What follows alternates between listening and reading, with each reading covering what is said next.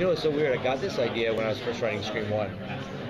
And then I went down the Scream route, and then I sort of sat on it, and I played around with various, is it a cop show, is it a serialized serial killer show? At first I thought, well, maybe this is the first case, and then it ends and we go into another case. It's a show about a cop, but I'm not the procedural guy. And then the show was just such a different. I felt in my mind it was a different show than what was on TV. And so I felt like no one's going to buy it. I don't know what it is. And then in the last 5 years, we've discovered the hybrid show. And I feel like you look at something like The Good Wife.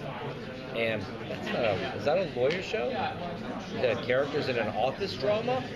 Is it a love story? Is it? It's a story, just a character story about a woman who just sort of wakes up one day after his horrible marriage. I mean, what is that show about? It's a lot of everything. And I love that show. And then I look at all these cable shows. They're hybrids. And so this is a hybrid. And I went, okay, now's the time. It wasn't the easiest thing to do, but I did kind of. I was when it was very sort of like I was talking to my agent. I was just like, I want someone like Kevin Bacon. And he goes, well, he's represented here. He's at this agency. He's thinking about TV, but he was looking for cable. He didn't want to do network television, and so he only wanted to do like 12 episodes. And so then that was a big sticking point. It's like I couldn't even get him. I don't think he was even going to read the script. But then he had asked his agent, "What's the best script out there this year?"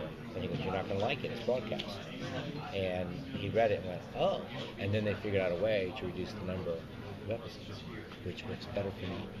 Yeah. That doesn't help you yet. Oh yeah, it was a whole strategy. I was like, yeah, go to just say you'll only do this many, because it's the better, And then when we actually took it to Kevin Riley at Fox, he was like, sure, because his whole goal was, he's tired of seeing, broadcast television get swept, it's watching cable steal the thunder of broadcast television.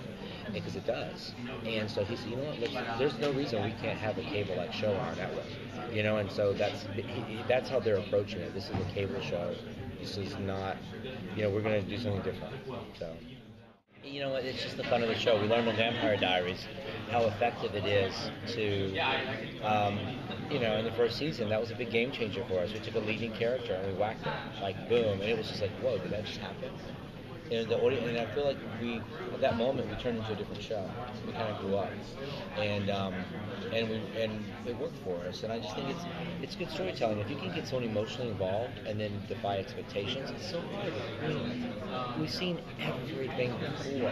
I mean, I see everything coming when I watch television, and I go to a movie. And so I'm just trying to change things up a little bit, tell a story in a different way. This is still a story about good versus evil. And it's classic, bad guy, good guy. But hopefully, I want to spin it in a way in which is at least emotional and you care about it and then maybe kill you. Well, it does hinder us a little bit in terms of just honestly, the reality of it. Like when you really look at serial killers, they're really motivated by some really gruesome things.